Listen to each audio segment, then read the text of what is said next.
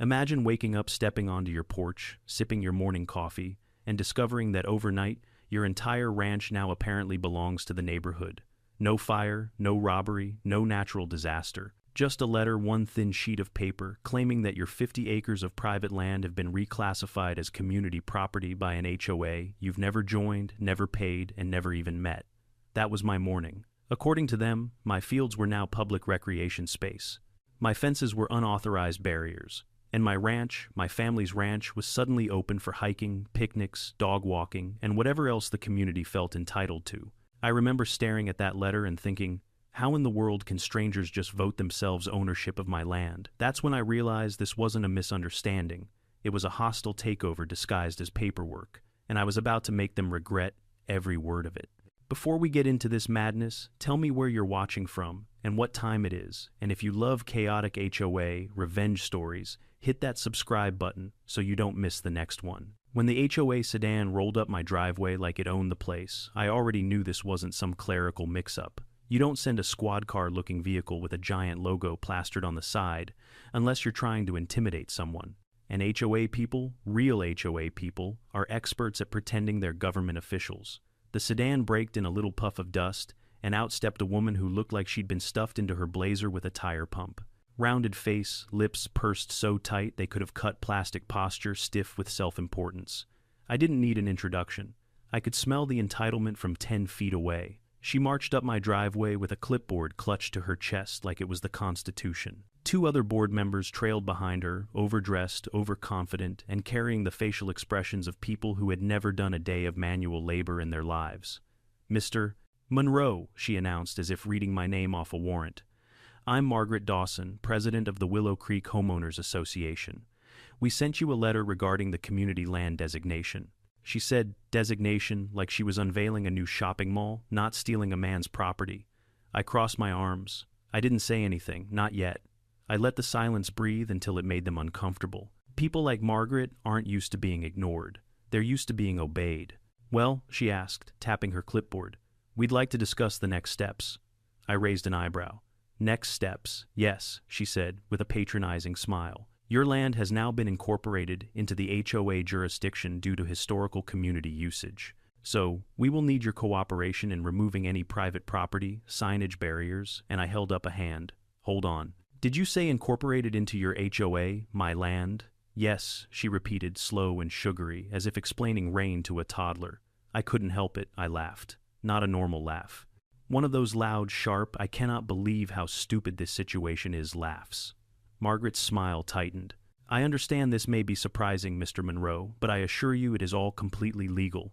Our members have long enjoyed walking, sightseeing, and recreational activities on your ranch, and the board has recognized this historical use by officially adopting it into our community plan." "Historical use," I repeated. "Lady, the only historical thing happening on this ranch is livestock and sweat. Nobody has ever hiked here, except maybe a stray cow." The man behind her, tall, thin, nervous, cleared his throat. "I've personally walked through your eastern pasture many times. Beautiful view." I stared at him. "You walked through my pasture," he nodded.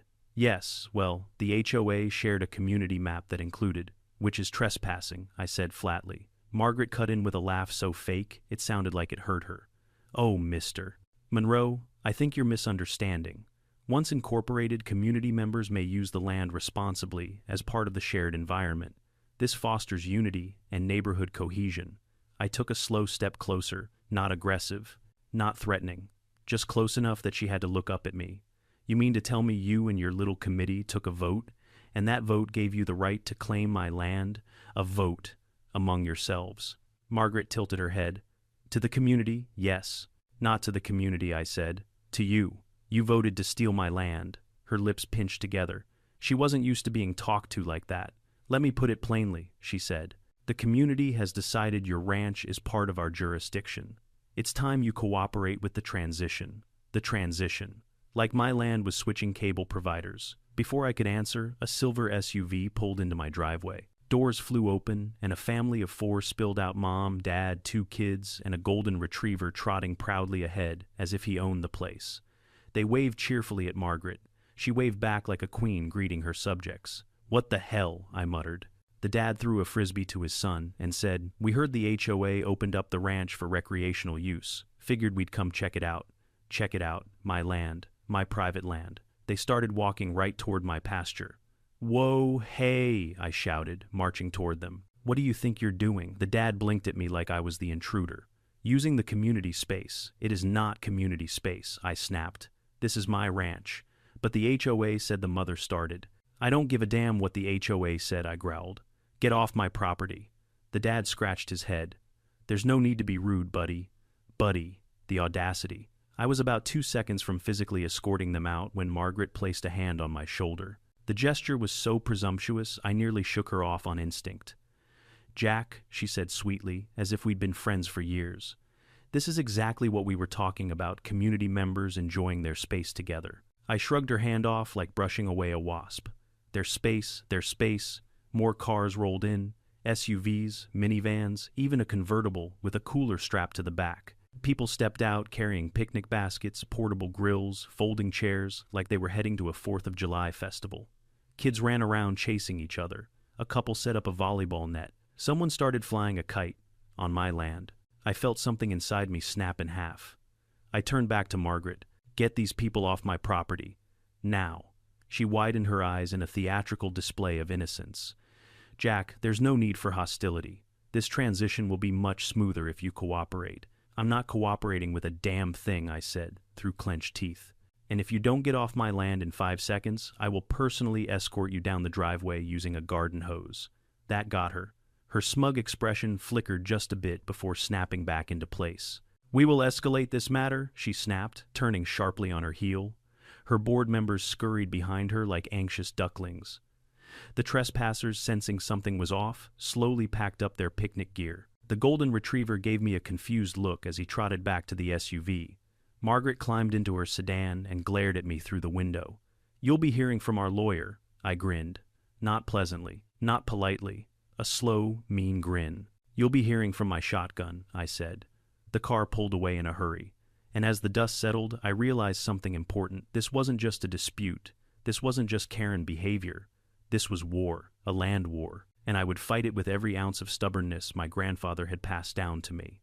What I didn't know was just how far the HOA was willing to go, or how deeply I'd need to dig to protect everything my family had built. But right then and there, standing in my driveway with anger boiling under my skin, I made a promise. They wanted a community asset. I'd give them a lesson in community electricity. The next morning, I woke up earlier than usual. Not because I was eager to start the day. No, I barely slept.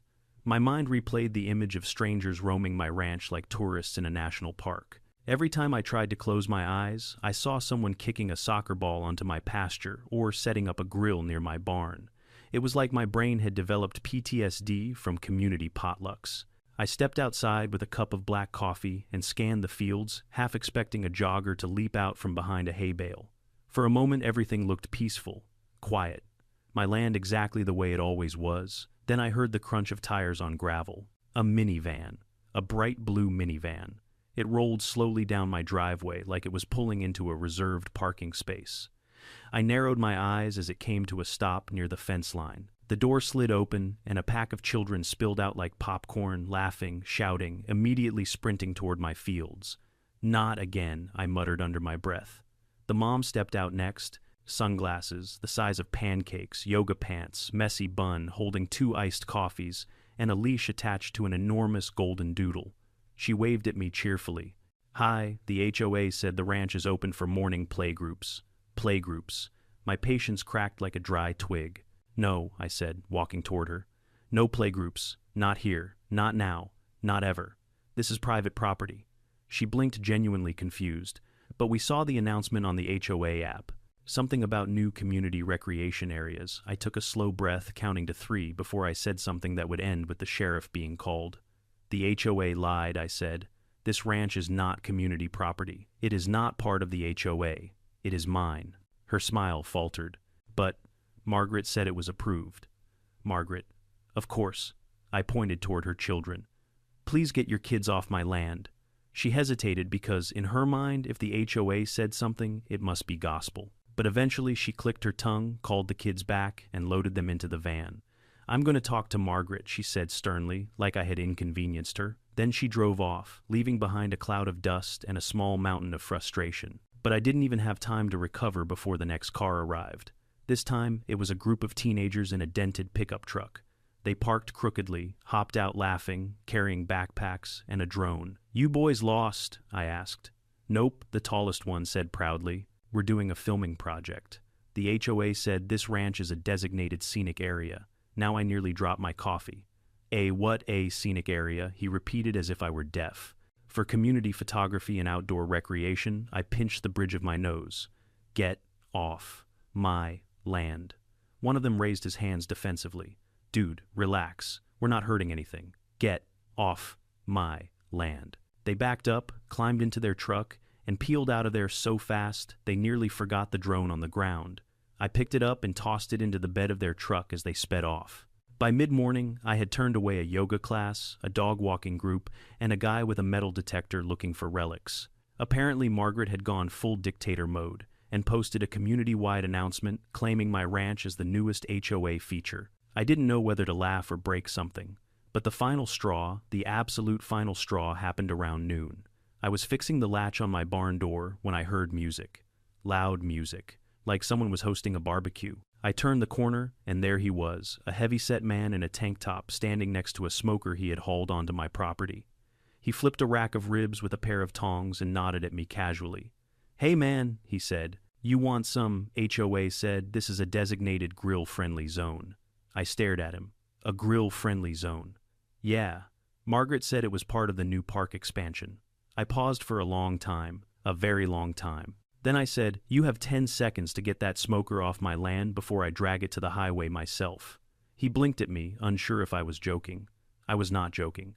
He packed up quickly. By the time the afternoon sun dipped low, I felt like a full-time security guard patrolling a place that didn't even need guarding until yesterday. Every few minutes, another car slowed down the driveway before turning around once they saw me standing there, like a bouncer. I realized something crucial then. If I didn't put an end to this soon, they would never stop. Margaret wasn't just testing boundaries, she was declaring war by proxy. She was turning the entire neighborhood into pawns and sending them onto my property like a slow but steady invasion. So I grabbed my phone and took photos, dozens of them. Cars, people, activities, every single unauthorized entry, anything that could help later. And then, right when I thought the chaos had finally ended, she showed up. A white Lexus SUV. Clean, polished, judgmental, as if the vehicle itself disapproved of my existence. It parked right in front of me. The door opened, and out stepped the queen of chaos herself, Margaret Dawson, blazer, clipboard, sunglasses so dark they could block out morality itself. She walked toward me with that same superiority she always carried, as if gravity obeyed her differently than everyone else. "Mr. Monroe," she said dryly, "we've been hearing concerns about your behavior toward community members today." "My behavior?" I repeated, voice low. "My behavior, yes," she said, flipping a page on her clipboard. "Multiple residents reported hostility, unauthorized obstruction of community access, and aggressive conduct unbecoming of a cooperative neighbor." I stared at her, then I laughed. A slow, humorless laugh. "You send people onto my land, and then you accuse me of obstructing access?" She nodded, completely serious. "Yes, this is community land now." "No," I said. "This is my land, and you are trespassing." She sighed dramatically. "Jack, the board voted. I don't care about your board." "Well," she said, narrowing her eyes, "the community does. And we will continue moving forward with our integration plan, whether you approve or not." Integration plan. Like my ranch was being annexed by a foreign government. "So let me get this straight," I said. "You think you can just declare my land part of your HOA? We already have," she said smugly. "And you think I'm going to sit back and let strangers wander through my ranch like it's a petting zoo?" "Yes," she said simply. And that was it. The moment everything crystallized. The moment my anger turned into something sharper determination. I stepped closer, lowering my voice. "Margaret, listen carefully. This land is mine, not yours, not the HOA's, mine. And anyone who comes onto it without permission is trespassing." She smirked. Not for long. Then she turned and walked to her Lexus without another word, leaving tire tracks of arrogance behind her. I watched her drive away, fists tight at my sides, heart pounding with a mixture of fury and adrenaline. Something had to be done. No more warnings. No more polite conversations. They wanted to act like this land was theirs. Fine. I'd teach them what happens when someone tries to take what belongs to me. And the next move I planned? Well, let's just say it would change the entire neighborhood forever. I didn't waste a second after Margaret's Lexus disappeared down the driveway. I stormed inside my house and grabbed my phone like it was a weapon. If she wanted a war, then she'd damn well get one, and I knew exactly who to call. Curtis McGraw. Curtis wasn't just a lawyer. He was a legend. The kind of man HOAs whispered about in their meetings whenever someone muttered the words overreach or lawsuit. He was the boogeyman of tyrannical neighborhood boards. And fortunately for me, he happened to be my friend. He picked up on the first ring.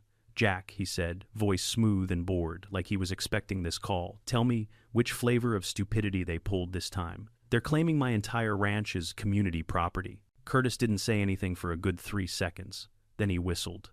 "Damn. They really spun the wheel and landed on grand theft acreage, didn't they?" "Oh, it gets better," I said, pacing the living room. "They've been telling the whole neighborhood my ranch is a public recreation area. I've had minivans, yoga classes, drone kids, a barbecue guy. Hell, Margaret basically held a meet and greet on my front pasture." Curtis burst into laughter. "Your ranch, a public park. God, I wish I could have seen your face. This isn't funny." "You're right," he said. "It's hilarious. And also illegal. Very illegal." I stopped pacing. "So what do I do?" Curtis's tone sharpened instantly. "You fight back. Hard. But you don't fight fair, you fight smart." A silence stretched on the line as I waited for him to continue. "Jack," he said slowly, "if they want to use your land, make that impossible. You need deterrence. Fences, cameras, signage. Everything legal, everything documented." "I already have fences," I said. "Then electrify them." I blinked. "Electrify them. Low voltage, non-lethal, perfectly legal in your county. Just enough to make trespassers rethink their life choices." I felt a grin tug at my lips. It was the first moment of relief I'd felt all day. It wasn't just a plan, it was beautiful. Curtis continued. "Also, start gathering evidence, photos of trespassers, dates, witnesses, and dig into county records. If they filed anything to justify this land grab, I want you to find it. And then what then?" he said with a tone that almost sounded excited. "We crush them." After hanging up, I grabbed my keys and headed straight to the county records office. The place smelled like dust and old air conditioning, like every government building on Earth. I approached the counter, and the clerk, a bored young guy eating chips from a paper cup, barely looked up from his phone. "I need all property jurisdiction records for parcel 51B, I said, sliding him the parcel number. He sighed, dramatically typed, slowly, painfully, slowly, then disappeared into the back. 10 minutes later, he returned with a thick folder that looked older than both of us combined. I carried it to a table and flipped it open. There it was, every deed, every boundary, every zoning update, every signature from my grandfather to me. Everything proving the land had never been part of any HOA. But then I found something new, something out of place. A form filed 3 weeks ago. Annexation request for community integration, submitted by Margaret Dawson. My jaw clenched. She had filed the paperwork herself. No owner's signature, no vote from landowners, nothing legally binding. Just her signature and a list of fabricated historical community uses, like hiking, bird watching, nature, playgroups, all made up, all bogus. She didn't just bend the rules. She threw them in a wood chipper and wrote her own. And as furious as that made me, it also gave me exactly what I needed. A weapon. I snapped photos of every fraudulent page. Then I drove straight from the records office to the HOA building, a small, pretentious annex attached to the community clubhouse. You know the kind, fake columns, plastic plants, a smell like lemon cleaner, and desperation. Margaret was inside, behind a desk, flipping through papers with smug purpose, as if she were some kind of bureaucratic goddess, ordering the world into shape. She didn't even look up as I walked in. "Jack," she said, in that saccharine voice that made my blood pressure spike, "if you're here to discuss compliance, you'll want form." I slapped a folder onto her desk so hard her pen jumped. She looked up sharply annoyed. "Excuse you, open it," I said. She huffed, but did it anyway. Inside were copies of the property records, the fraudulent annexation form, the evidence of trespassers, the whole stack of her own lies staring right back at her. Her face went pale. What is this?" she stammered. "This," I said calmly, "is the legal proof that my land was never part of your HOA. This is the proof that you faked an annexation. And this," I tapped the last page, "is the bill you owe me." "Bill?" she gasped. Yes. If you're claiming my property as part of your HOA, then that means my land has been under HOA jurisdiction for 20 years. And that means you owe me 20 years of unpaid HOA dues. I leaned in. The total is $212,000. Margaret's mouth hung open like a stunned fish. One of the male board members behind her nearly dropped his coffee. This is absurd, she whispered. No, I said, what's absurd is you thinking you could steal 50 acres of land with a clipboard and a fantasy map. Her hands trembled slightly. The board will never agree to this. Then I said you find a way to make them. I grabbed my folder and walked out before she could form a response. As I stepped outside, I felt something shift inside me, not just anger, but control. For the first time since this madness began, I felt like I had leverage, power, a weapon against their arrogance. But this war was far from won. That evening I sat on my porch, staring at the boundary lines of my ranch as the sun dipped low. The fields glowed golden quiet except for the breeze. My land, my grandfather's land. And I wasn't about to let anyone take it, not with lies, not with paperwork, not with an army of entitled neighbors. I grabbed a notebook and wrote the first line of my counterattack: install electric fence, full perimeter, low volt, legal, immediate. The second line, prepare for HOA retaliation. Because they would retaliate. People like Margaret didn't accept defeat. They regrouped, reloaded, and came back louder and dumber. But I was ready. Tomorrow, the real war would begin. The next morning, I woke up before sunrise with a kind of clarity I hadn't felt in years. It wasn't peaceful clarity. It was the clarity you get right before you charge into battle, when anger sharpens into purpose. I poured myself a cup of coffee and stepped outside onto my porch. The sky was pink and quiet, the kind of morning that normally made me pause and breathe. But that day, all I saw was a war zone. My fences vulnerable, my property lines under siege, my patience gone. Margaret wanted to play games. Fine, I'd play. But I'd play smarter, harder, and legally, Curtis had given me my first marching order deterrence. And once I get a mission, I don't drag my boots, I go full throttle. By 7 a.m., I was in my truck, headed for the hardware supplier 2 towns over. The one that sold serious equipment, not the soft suburban stuff the HOA crowd bought when they wanted to improve curb appeal. No, I needed the kind of gear used by ranchers, hunters, and people who actually understand the dangers of the real world. The moment I walked in, the owner, a bearded guy named Cliff, raised an eyebrow. Jack, everything all right? Nope, I said. I'm getting invaded by yoga moms, picnickers, and a golden doodle uprising. Cliff burst out laughing. Sounds like you've got HOA trouble. Worse, I said. I've got a Karen. His face instantly shifted from amusement to dead seriousness. Say no more. What do you need? Cameras, fencing, motion lights, sensors, trip alarms, all of the above. Everything I said. Especially the kind of fencing that says, turn back before you see Jesus. Cliff grinned. I've got just the thing. He led me to the back where the premium equipment was kept, the stuff locked up behind wire cages. He pulled out spools of industrial-grade electric fence wire, solar-powered controllers, grounding rods, high-voltage warning signs, motion-triggered LED floodlights, and a security camera system with more coverage than a game casino. This setup, Cliff said proudly, is non-lethal but unforgettable. Anyone who touches that fence is going to leap back like they saw the ghost of their last bad decision. Perfect, I said. Load it up. As he stacked the gear in my truck, 2 older ranchers wandered over curious. You finally electrifying that perimeter, one asked. Not by choice, I said. The HOA decided my land belongs to them. They both froze. You're kidding? The shorter one said. Nope. They sent half the neighborhood onto my ranch yesterday. There was a long silence, and then they both shook their heads in disbelief. One of them muttered, "That's how wars start." I nodded. Exactly. On the drive back home, I kept imagining Margaret's face when she discovered I wasn't backing down. I pictured her holding another meeting in her scented living room, rallying the board with a PowerPoint presentation titled something like, How to Steal Land You Didn't Earn, with slides full of bullet points like, Step 1, lie. Step 2, trespass.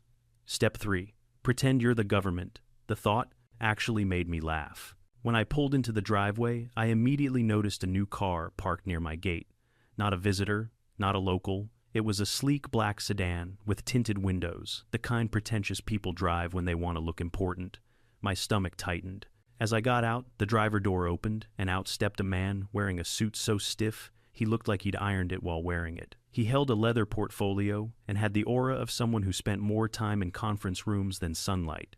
"Mr. Monroe," he asked. "Who's asking?" He cleared his throat. "I'm Jonathan Burke, legal counsel for the Willow Creek HOA. "Oh, wonderful. Margaret must have pressed the panic button last night. "What do you want?" I asked. He adjusted his glasses. "I'm here to present the HOA's formal position regarding the land integration process." I stared at him. "Integration? You mean theft?" "The HOA does not agree with that characterization," he said stiffly. "Yeah, well, the law will." He opened the portfolio and slid a paper toward me.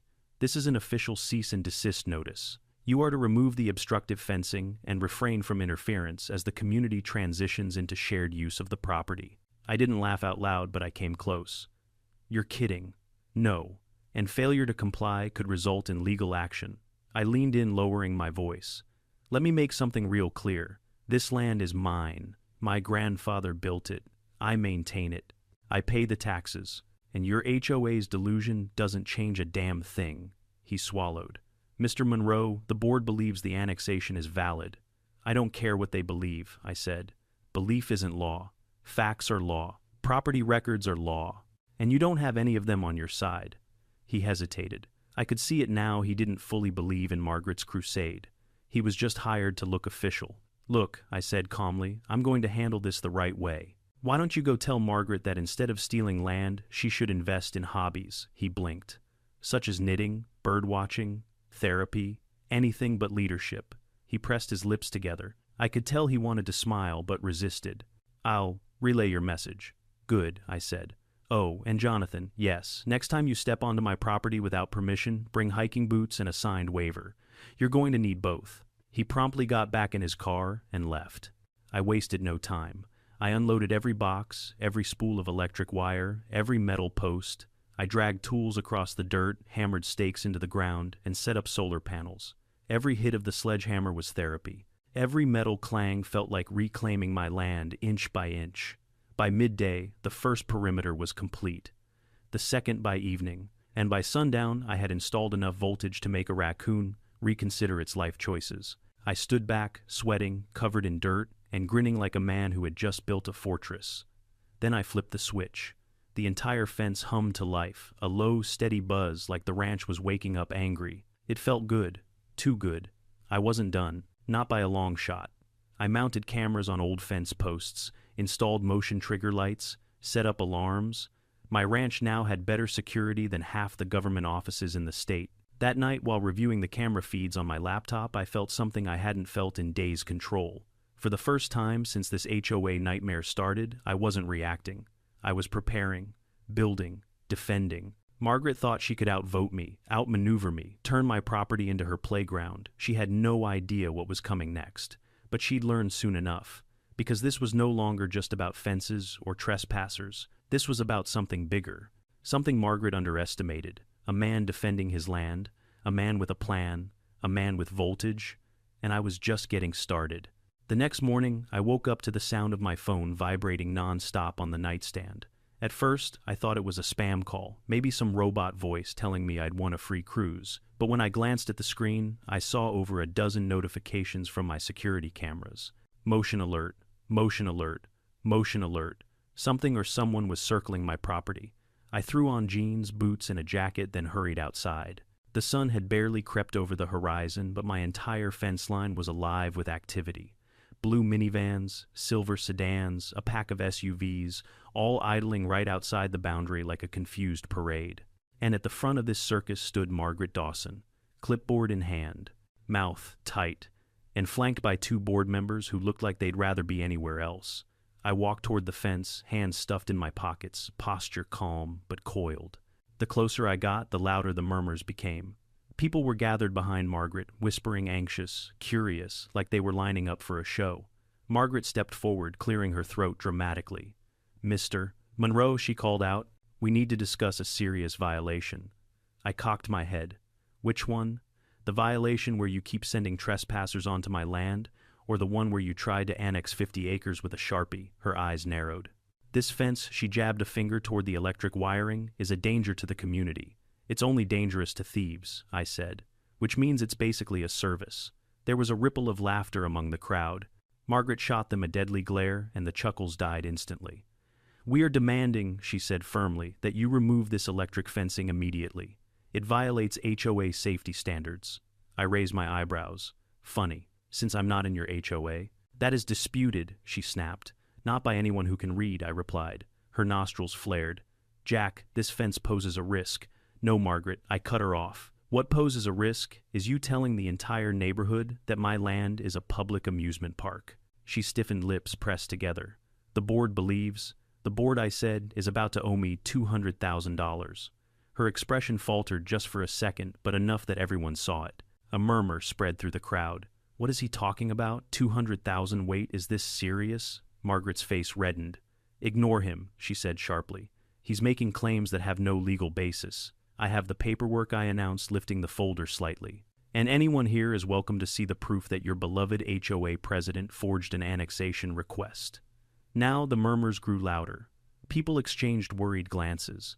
A woman in a floral cardigan whispered. She did what Margaret clutched her clipboard like it was a life raft. "Jack, stop spreading misinformation.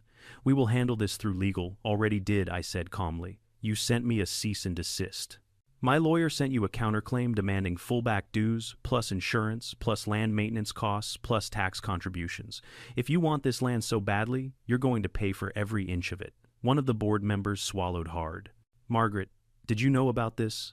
"Of course I knew," she said, voice shaking slightly. I acted in the community's best interests. That was a mistake, a catastrophic one. People turned on her instantly. "You lied to us. You said the annexation was approved. You never mentioned fees. My HOA bill is already too high." One man stepped forward red-faced. "I'm not paying extra because you decided to play land baron, Margaret." She tried to speak, but the noise drowned her out. I stood there, arms crossed, watching the scene unfold, with the kind of satisfaction you only get when someone finally experiences the consequences of their own idiocy. Finally, Margaret raised her voice as loud as she could. "This isn't over. It already is," I said quietly. She scowled at me, then spun on her heel and stormed off, leaving the trembling board members to deal with the angry crowd. I almost felt bad for them. Almost. Once the commotion died down, I headed back to the house and called Curtis. He picked up sounding far too chipper for someone who regularly wrestled with legal nonsense. "Well," he asked, "how many people got zapped?" "No one important," I said, but Margaret tried to rally the neighborhood. It backfired. "Oh," Curtis chuckled, "so the coup is weakening." "You could say that." Curtis leaned back in his chair. I could hear it in his voice. "All right, Jack, now it's time for Phase 2. I let out a slow breath. "Phase 2, yes," he said. "The legal chokehold. Make them understand that their entire operation collapses if they keep claiming jurisdiction over land they don't own. Meaning we put financial pressure on them until they crack. If they want your land, they pay for your land. If they want to claim authority, they assume liability. If they want to trespass, they pay damages." A smile pulled at the edges of my mouth. "And if they don't want to pay, then they admit they never had authority in the first place." Damn, I loved this man. After the call, I spent the rest of the day gathering more evidence, photos, timestamps, trespass logs. I wanted everything documented so thoroughly that even a judge who hated ranchers would have no choice but to side with me. By late afternoon, I needed a break, so I drove into town to pick up supplies. As I walked into the general store, I noticed people whispering, looking at me with a mixture of curiosity and sympathy. Apparently, the HOA news traveled fast. An elderly woman, Mrs. Green, from 2 roads over, approached me timidly. "Jack," she said, "I heard what the HOA did." "I'm so sorry," I sighed. "Not your fault." She leaned closer. "I never trusted Margaret. She's always been power-hungry." That was an understatement. As I paid for my groceries, another man approached. This one younger, wearing a ball cap. "Is it true?" he asked. "Did Margaret try to claim your ranch?" "Yes." He shook his head. "Damn, that woman is out of her mind. Listen, if you need help with anything, fences, tools, anything, just give me a call." I thanked him.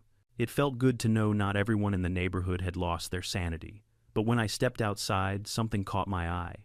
A trio of men in suits stood by a black SUV across the street. They weren't locals, too polished, too stiff, too alert, and they were watching me. I paused. They pretended to look away. Something wasn't right. I snapped a quick photo from the hip and walked to my truck without acknowledging them. As soon as I pulled out, they quietly slipped into their SUV, following me. I didn't go home. I drove straight to the old Miller Bridge, took a sharp left, looped through an orchard, and came out on the highway. I watched in my mirrors as their SUV sped past, confused. Good. They weren't good at tailing people. But the fact they were following me at all, that rattled me, deeply. If Margaret was bringing in outside help, lawyers, investigators, or worse, it meant she was far more desperate than I realized. This wasn't just about property anymore. This was about control, image, power, and her ego couldn't handle losing. I returned home just as the sun dipped low. The electric fence hummed gently. The cameras blinked. My land, my fortress, stood tall and secure. And I made a silent vow to myself. If Margaret thought she could escalate this, she hadn't seen anything yet. Because I wasn't just defending my ranch now. I was preparing to take theirs down. By the time the next weekend rolled around, I had settled into a routine of monitoring the cameras like a hawk. Every rustle at the fence line, every passing car, every random cyclist triggered that electric pulse of adrenaline in my chest. I wasn't paranoid, I was prepared. Because with people like Margaret, it wasn't a matter of if she'd escalate, it was when. And as it turned out, when happened on a bright Saturday morning at exactly 10:13 a.m. I was loading bags of feed into my truck when a string of honks echoed down the gravel drive. At first, I thought maybe some lost tourists were turning around. But as the sound grew louder, a sinking feeling settled in my stomach. One car, then two, then five, then a whole damn convoy. SUVs, minivans, sedans, pickup trucks, dozens of them rolling down my driveway like they were participating in the world's saddest HOA parade. Music blasting, kids hanging out of windows, people waving folding chairs and coolers like they were heading for a beach day. I froze feed bag in midair. "You've got to be kidding me," I muttered. Then I saw her. Standing proud in the passenger seat of a white Lexus sun hat, the size of a satellite dish clutching a megaphone like she was leading a civil rights march, was Margaret Dawson. She stepped out dramatically once the Lexus parked. Her clothes were pastel pink today, pink cardigan, pink slacks, pink rage bubbling beneath the surface. Every HOA president outfit she owned looked like it was stolen from an Easter brunch. I walked slowly toward the fence, trying very hard not to show how close I was to snapping. Margaret raised her clipboard like it was a holy relic. "Attention community members," she shouted into the megaphone. Half the crowd clapped politely. Others just wanted to know where to set up their picnic blankets. "My fellow residents," she continued, "this is a historic moment. Today marks the first official Willow Creek community picnic on our newly acquired community land." Cheers broke out. I swear I could feel a vein bursting somewhere in my forehead. I stepped up to the fence. "Margaret, turn this circus around and leave." She ignored me completely. "This land belongs to all of us," she declared, pointing dramatically at my ranch, like Moses pointing at the promised land. I wasn't religious, but I was starting to pray for patience. People began unloading grills, speakers, volleyball, nets, kiddie pools, coolers, hammocks, everything you'd bring to a park. Except this wasn't a park. This was my ranch, my land, my responsibility. And then it happened. The moment I both expected and dreaded. Someone ran into the fence. A jogger, headphones on shorts too tight, expensive running shoes, was doing a warm-up jog along the perimeter. Without looking, he cut the corner too close. Snap. He hit the electric wire shoulder first. The zap wasn't lethal, just strong enough to make him rethink every decision that led him to this moment. He yelped like someone had dumped ice water down his spine and jumped back 3 feet, tripping over his own legs before crashing into a picnic basket. Screams erupted. People gasped. A woman dropped a bowl of potato salad and shrieked like I'd electrocuted her child. Margaret froze mid-sentence, microphone squealing. I swear, I tried, really tried not to smile, but one corner of my mouth twitched upward on its own. There was nothing I could do to stop it. The jogger scrambled to his feet, hair standing on end like a cartoon character. What was that? I leaned against the fence casually. That was a legally installed, county-approved, non-lethal electric deterrent. Warning signs are posted every 20 feet. He gaped at me. You electrocuted me." "No, I corrected you. Electrocuted yourself by touching a fence that belongs to someone else." A group of kids chasing a soccer ball stopped mid-run as they reached the fence. The ball bounced toward it. Zap! It hit. The wire sparked lightly and shot backward like it had been launched from a slingshot. The kids screamed and ran to their parents, who immediately began shouting at Margaret. "What kind of picnic is this? You said the fence was temporary. You said it wouldn't be dangerous." Margaret's face went from pink to beet red.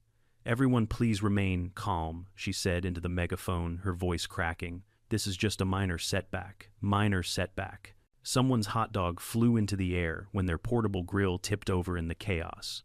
A frisbee whizzed past Margaret's head. A folding chair collapsed under a man who had clearly underestimated its weight capacity. It was carnage, and it was beautiful. Finally, Margaret marched toward me fuming. "Turn it off," she demanded. "No," I said, sipping my coffee. "I warned you. This is illegal," she shrieked. "Already checked," I said. "Perfectly within county code. As long as it's non-lethal, clearly marked and installed on private property." "This is not private," I cut her off with a raised hand. "Margaret, if you say community property one more time, I'm going to ask my lawyer to calculate late fees for the past 20 years.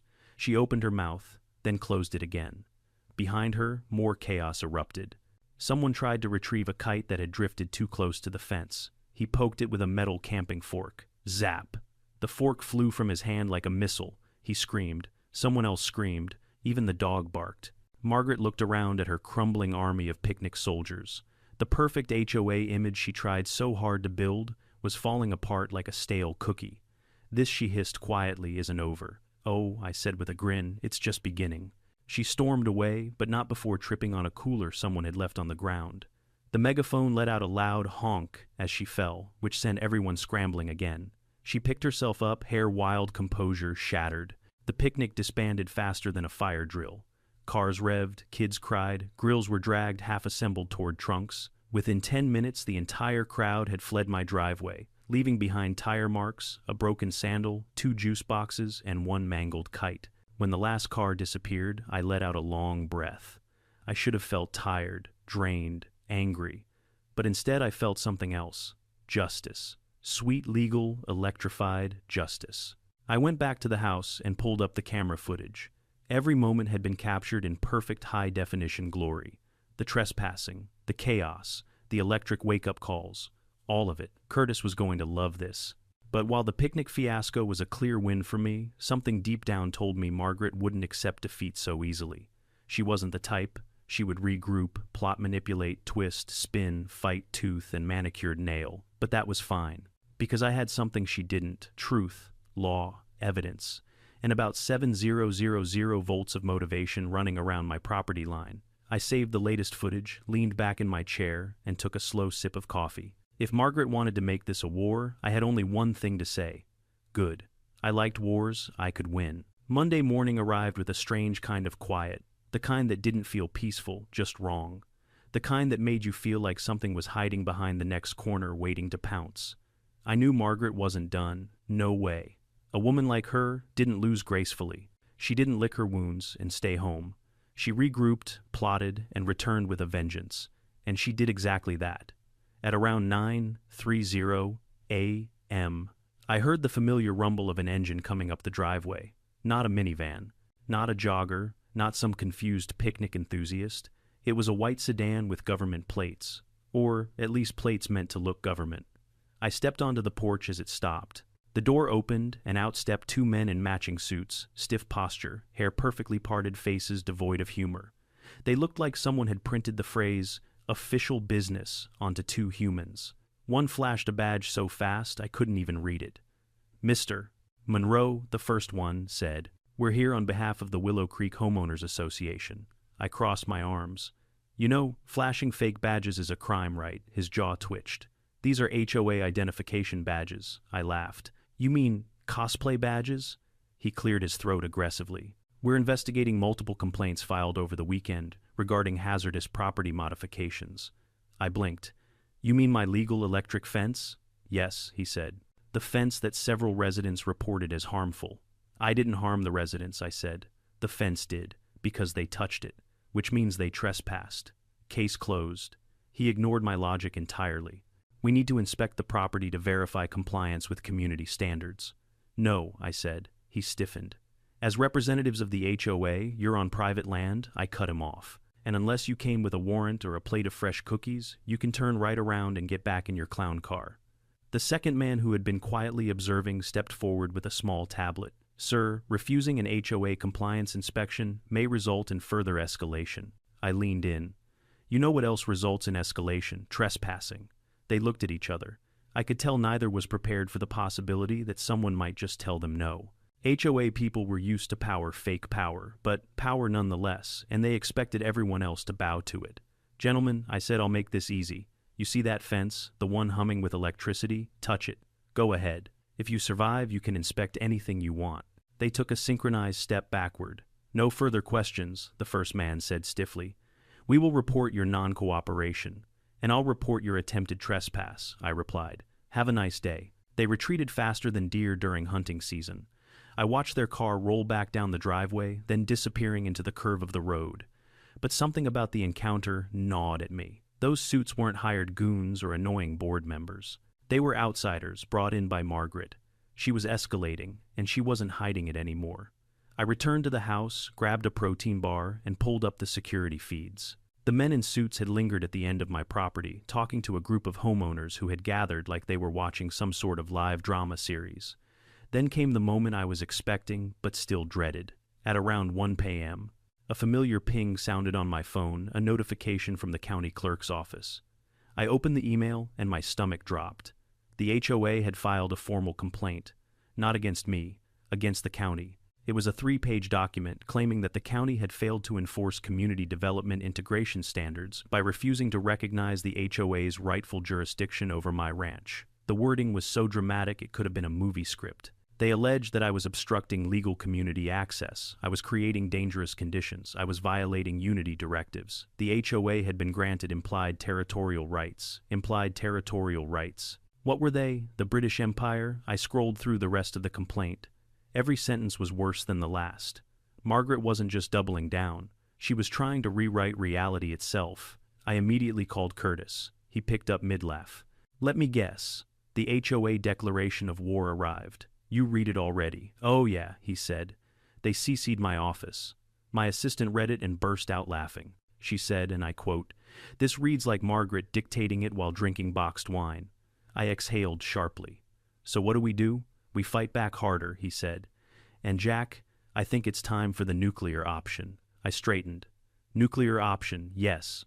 We're going to make the financial consequences of their stupidity so catastrophic that the homeowners will revolt before Margaret can say the word jurisdiction."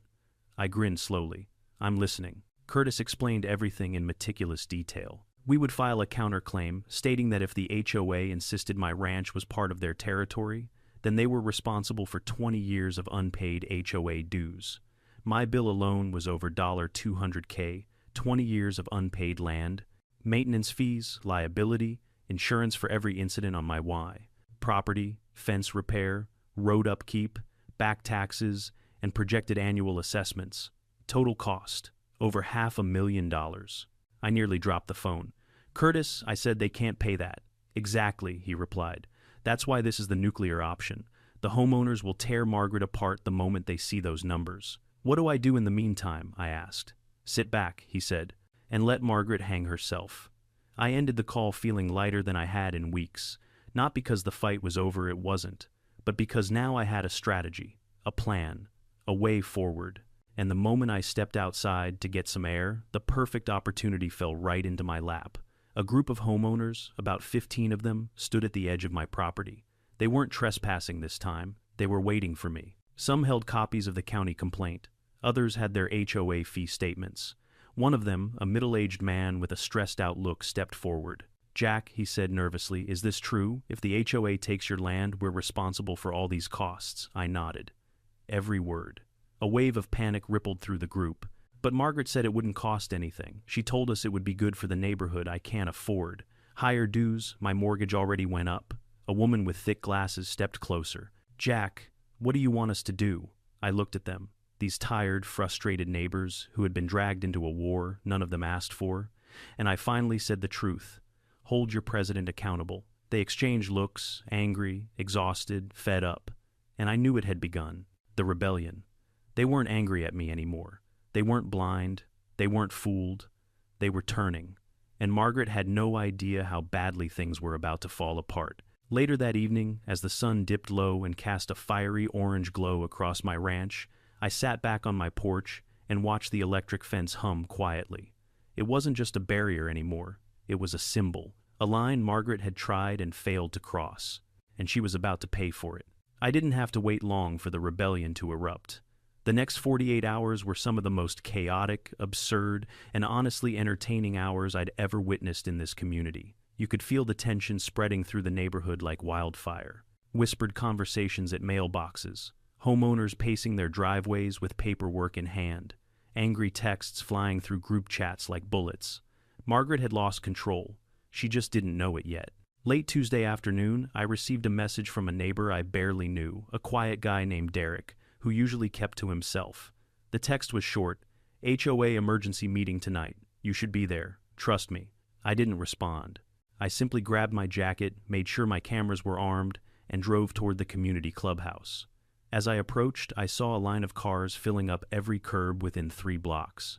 People were pouring into the building like they were attending a political rally, not an HOA meeting. I parked off to the side, watching silently as clusters of angry homeowners huddled together. Bits of conversation drifted toward me. She lied to all of us. My fees can't go up again. This whole land thing is insane. Why didn't she tell the board? A $500,000 liability has. She lost her mind. The tension was thick enough to choke on. When I stepped inside the clubhouse, I saw something I never thought I'd witness in my lifetime. Margaret Dawson looking rattled. Her hair was frizzy at the ends, her lipstick slightly smudged, and instead of her usual smug stoicism, she was frantically whispering to 2 board members who seemed seconds away from quitting. People filled the rows of chairs. There wasn't an empty seat in the room. And when someone noticed me entering, a ripple spread through the crowd, heads turning, murmurs rising.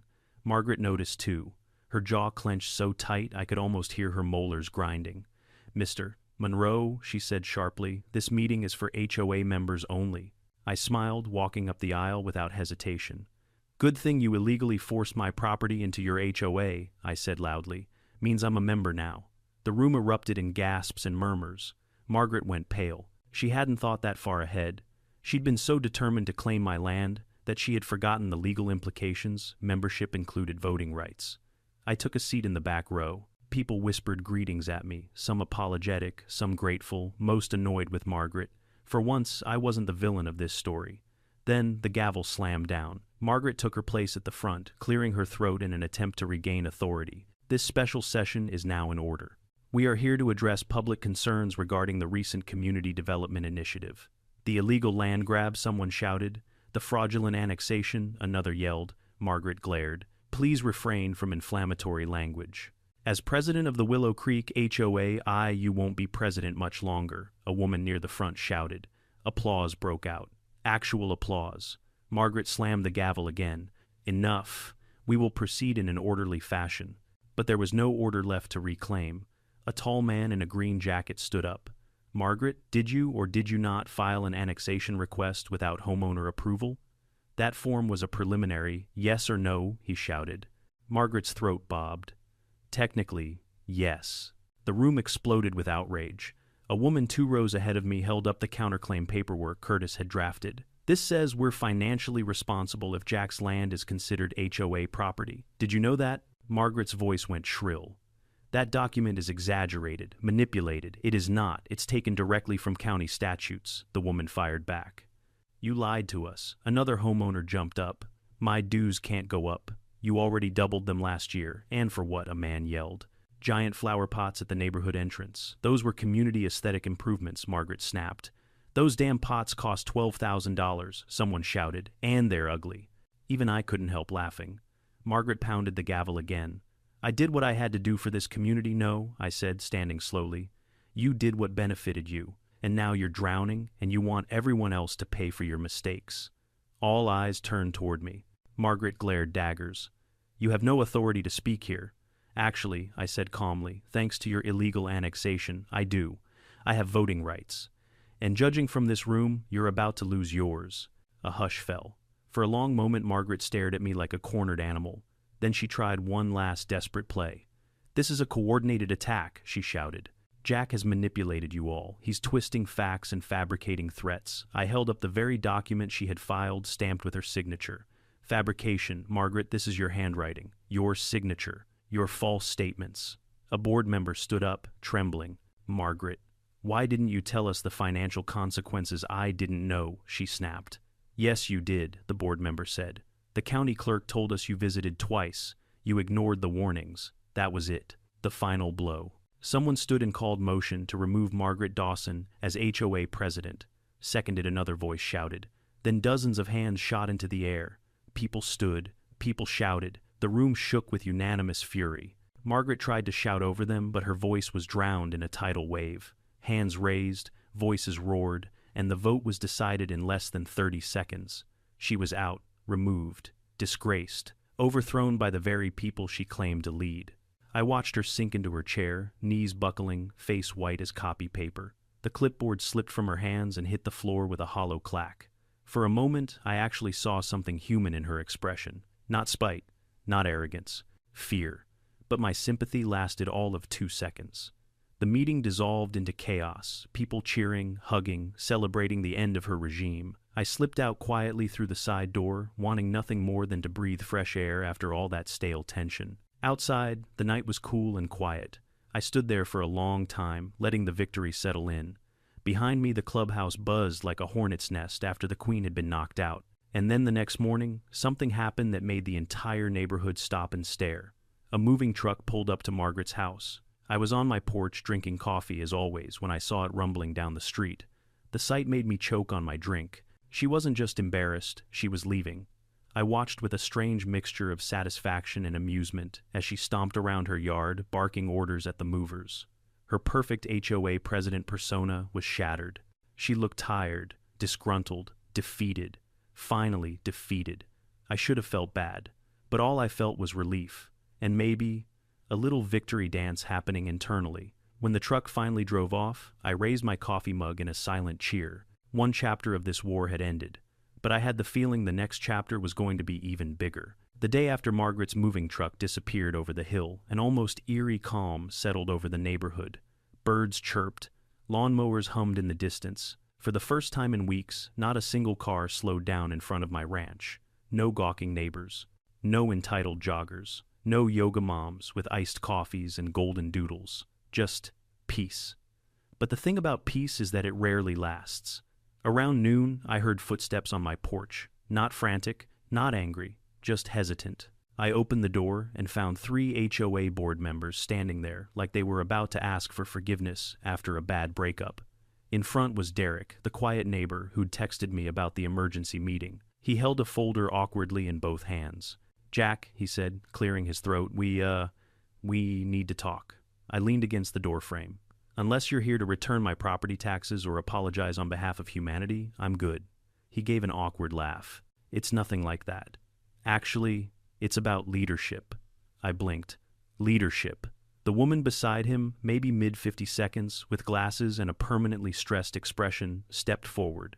"The HOA needs a new president." "Well, congratulations," I said. "You guys pick one. I'm sure you'll do better than Margaret.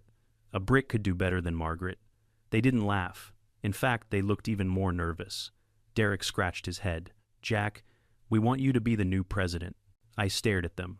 "Me? Yes," he said. "You're the only one strong enough to stand up to people like Margaret, and everyone respects you after what happened." I choked on my own spit. "Respects me. Half the neighborhood threatened to sue me a week ago." "That was before they found out the truth," the woman said. "Before the picnic, before the electric fence, before they saw you were the only one willing to take on the HOA when no one else had the guts." And added the third board member, a tall guy with a beard, "If you become president, you'll have the legal authority to vote on certain structural changes." I narrowed my eyes. "What kind of structural changes?" The woman stepped closer, lowering her voice. "You could dissolve the HOA." The porch fell quiet. A breeze rustled the leaves. My goats bleated somewhere behind the barn. But all I could focus on was that one sentence. "You're serious?" I asked. "Yes," Derek said. "We're serious. And honestly, we think it's the best thing for the neighborhood." I stepped outside, closing the door behind me. My boots thudded on the deck as I paced. Me running the HOA. The very idea felt like swallowing broken glass. I hated HOAs. Every fiber of my being rejected the concept, but dissolving one, ending it forever, making sure no one, no Margaret, no copycat, no future Karen, could ever pull this stunt again. Now that was tempting. I turned back toward them. "If I say yes, how long until we can vote?" "Within a week," the bearded guy said. "Maybe sooner." "And if I say no," the woman sighed. then someone else becomes president, and there's no guarantee what direction they'll take. I knew what that meant. They were scared. Scared another power-hungry opportunist would rise. Scared someone like Margaret, too, would slide into the chair and take the reins. I put my hands on my hips and took a deep breath. "Fine," I said. "I'll do it." Their faces lit up like children on Christmas morning. But I said firmly, once I'm elected, the first thing I'm doing is burning every one of your stupid rule books. And the second thing is dissolving the HOA entirely. Agreed, they said in unison. Well, that was easier than expected. The vote took place 5 days later. It didn't even feel like a meeting. It felt like a wildfire of excitement and relief. Homeowners filled the clubhouse again, but this time there was no tension. No shouting, just tired, fed-up people who wanted peace. The gavel struck once. Derek stepped forward. "We nominate Jack Monroe for HOA president." Cheers erupted. People actually clapped. I stood awkwardly near the back, wishing I'd worn something less ranch-stained. The vote happened quickly. Hands shot up, row after row, almost unanimous. Just like that, I was HOA president of a thing I hated more than rotten fence posts. But it only took 13 more minutes to change everything. I walked to the front, took the gavel in my hand, and said loudly, "The HOA is hereby dissolved." The reaction was instant. People gasped. Then they shouted. Then they cheered. The room filled with claps, whistles, laughter, relief, pure relief. It was over. The HOA that had terrorized this neighborhood for years, gone. No more fines for mailbox colors, no more threats about lawn heights, no more surprise assessments, no more Karen presidency. Freedom, real freedom. Someone put on music. People hugged. A few even cried. The entire neighborhood had been held hostage by Margaret's obsession with control for so long that they didn't remember what peace felt like. But they were about to relearn. To celebrate, I threw the biggest barbecue my ranch had ever seen. It felt like a victory party after a long, exhausting war. Smoke drifted through the air from my giant pit smoker. Kids ran around playing tag. Teenagers collected eggs from my chicken coop. Dogs chased each other in circles. Grown men cracked open beers like they'd just been paroled from prison. I stood at the grill, flipping brisket ribs and burgers, soaking in the scene. My newly reinforced electric fence hummed behind me like a guardian, watching over everything. And for the first time in months, I felt completely at ease. Curtis showed up halfway through, with a plate already in his hand. He took one bite of brisket and groaned. "Jack, this is better than winning a court case." I laughed. "Coming from you, that means something. You really did it," he said, tapping his beer bottle against mine. "You destroyed an HOA." "I didn't do it alone," I said. "The neighborhood helped." Curtis shrugged. "Still, not every day someone turns a land grab into a liberation movement." We ate, drank, and watched the sunset dip behind the ridgeline. And as the sky turned gold, then orange, then crimson, I felt something deep inside settle the certainty that my land, my ranch, my freedom, they were all safe again. No HOA, no faked paperwork, no more invasions. Just me, my ranch, my peace, and no one, no Karen, no board, no clipboard warrior would ever take that from me again. When everything finally quieted down and the last of the barbecue crowd drifted home, I sat alone on my porch watching the stars settle into the night sky. And it hit me how close I'd come to losing everything. Not because someone broke in, not because of a natural disaster, but because of paperwork. Because someone with too much power and too little accountability decided my home was hers to claim. The truth is, sometimes the battles we fight aren't physical. Sometimes they're about standing up against people who think entitlement is the same as authority. And if you don't push back hard, they'll take more than you ever expected. So here's my message to you. Know your rights, protect what's yours, and never let anyone bully you out of your own life. Tell me in the comments, have you ever dealt with someone trying to overstep their boundaries? And if you enjoyed this wild ride, make sure you subscribe for more unbelievable HOA stories.